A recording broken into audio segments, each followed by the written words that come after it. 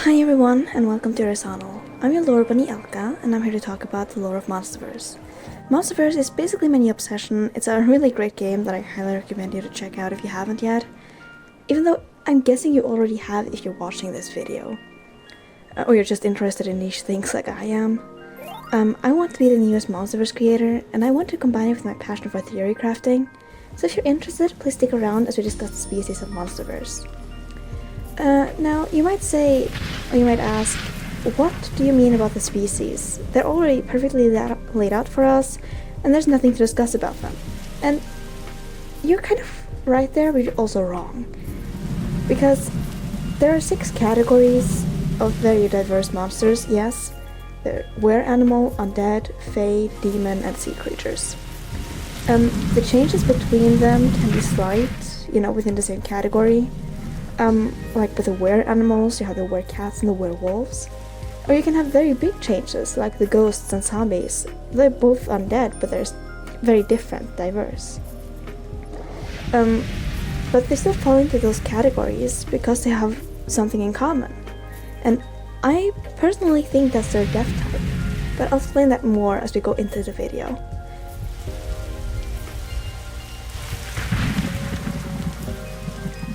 Now, vampires are a true classic. If you haven't heard about them, you've lived under a rock. But if you really haven't, they are very much like humans, but they have an insatiable bloodlust and a great span of powers. And shortened in years. They roam the night, with some versions having them allergic to sunlight. Now the thing I want you to focus on for this video are these stained glass windows. This one is portraying the vampire, so we'll focus on that one for now. Notice the broken heart and the state of the girl in this picture. I think it's telling us the death type that causes you to turn into a vampire in the afterlife. Heartache. Now, heartache is defined by the Oxford dictionaries as emotional anguish or grief, typically caused by the loss or absence of someone loved. This is what happens in many deaths. You have to leave behind someone you love to pass on to the afterlife. Being able to let go can be a very painful and scary process, and this is what causes you to turn into a vampire, according to my speculations. An example in the game so far will be Maya. We don't know much about her yet, but we know that she is a noble from a wealthy vampire family, and that she has a twin brother.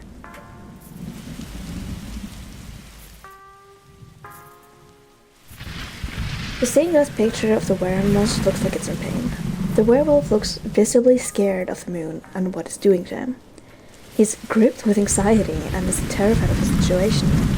I think this is where our key lies. Anxiety. I think were-animals are turned into such by having the most horrible deaths. I won't go into too much details because... But I will say that I think the most horrible, painful, and prolonged deaths turn you into a were-animal, which makes it even more adorable that they can kind of be their own support animals. In my opinion, it's the most adorable thing so far.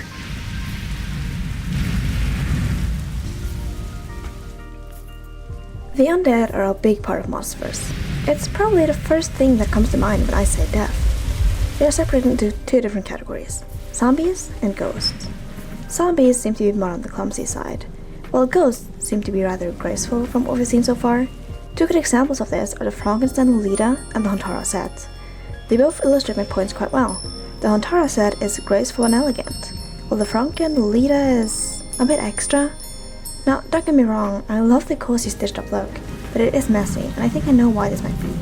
If we look at Skella, our only undead character so far, we see why they might look so messy. She's a zombie and she's falling apart. We see how she has had to stitch herself up in several places, and in some places she's literally just bones. She's very self-centered. You look just perfect! Not as perfect as me! Okay, Skella, we get it. Go get a room for yourself. So anyway, based off of her behavior and the stained glass window, I think it's fair to say that undead hold on to earthly desires. The stained glass painting is a human wrapped in what seems like suffering, with a pair of hands stretching for something that's long gone. I think the difference that decides whether or not you become a zombie or a ghost is what you hold on to. Well, zombies hold on to material items like their beauty, or money. Ghosts hold on to emotional values like their friends and family. Now, if you remember, we also said that vampires hold on to emotional values. The difference here is that the vampire lets go, but is still hurt by the outcome. A ghost might still be in denial or trying to get back to the world of the living.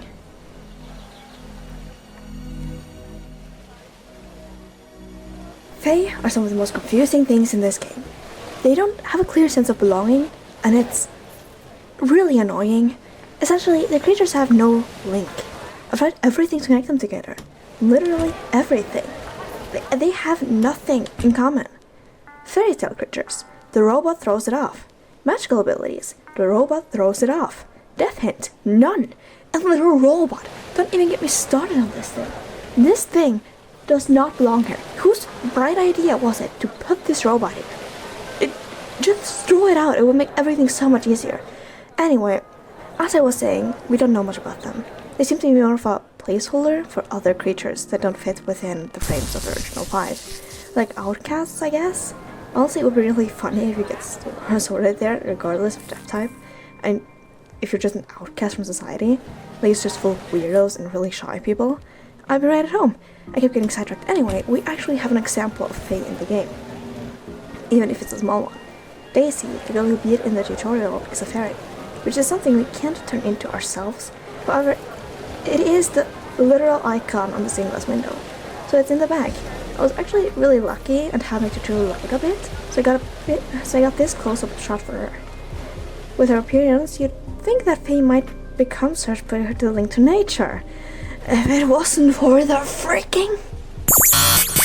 Look, for the record, I don't mean to be anti-robot or robophobic, but this is really annoying me at the moment, so I'll move on.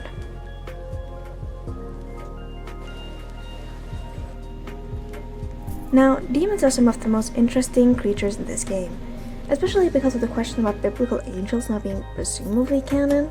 Either way, it seems like the game is taking a more or less Christian stance to the demons, which is nice to know for lore purposes. So if we're dealing with biblical demons, it makes sense for them to be from the biblical version of hell.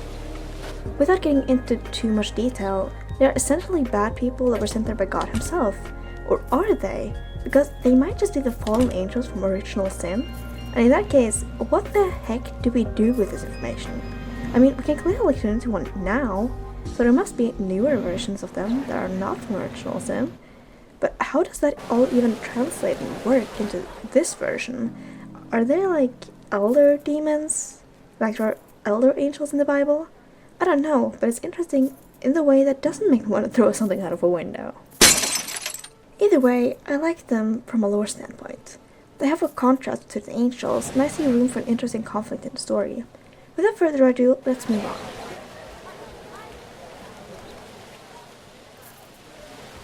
Sea monsters are very interesting to me for a number of reasons. The first one being the question of whether or not they need air. And if they can't breathe air, how do they spawn with the rest of the monsters? Do they just have like a big fish tank on their head? I'm down for that, honestly. But the more important question is if they have their own spawn point in the water. Now, if you don't know this, I don't blame you. It takes a bunch of fails to get this secret. So that just means that you're more talented than me, which in a game like Monsterverse is very embarrassing. But in the water beneath the floating graves in the graveyard, there is a big goddess-like statue with a grave beneath it, which makes me wonder if that is the canon spawning point for all sea monsters. It makes sense with locations, seeing as it is still nearby the graveyard, and there is a grave there. Or does it belong to just one special person? We don't know exactly how these graves work.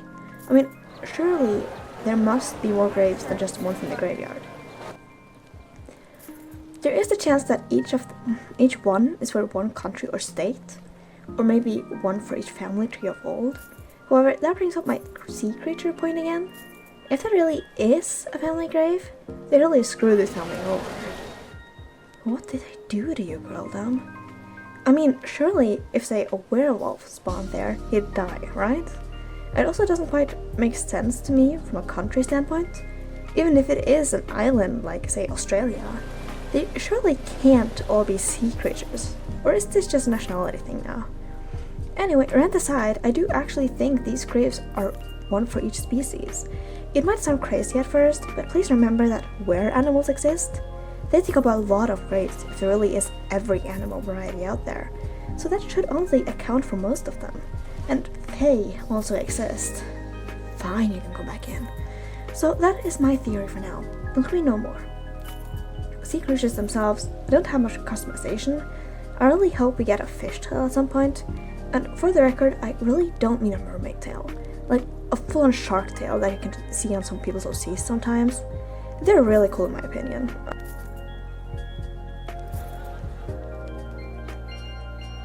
Now, dragons are special in the sense that they seem to have their own spawn point. For literally no reason.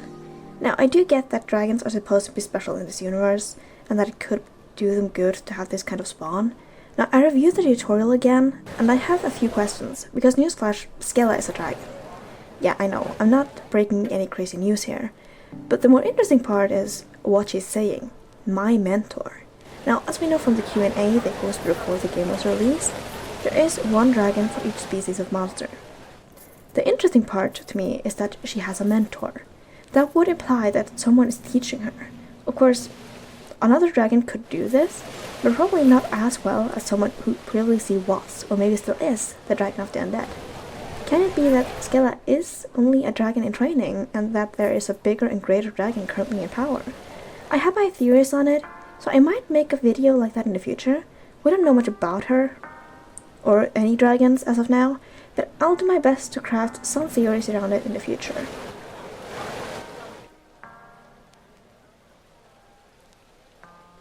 But thank you all so much for watching! This is my first real video and I'm really nervous, so I hope you like it. I'm going to go cool down for now. What are your thoughts? I'd love to hear more about what you think and maybe themes you want me to visit in the future. I know this video will probably age like milk by the next update, but I hope you still got some enjoyment out of it. Also, special thanks to my friend Hanukai for helping me with this video. Bye bye for now!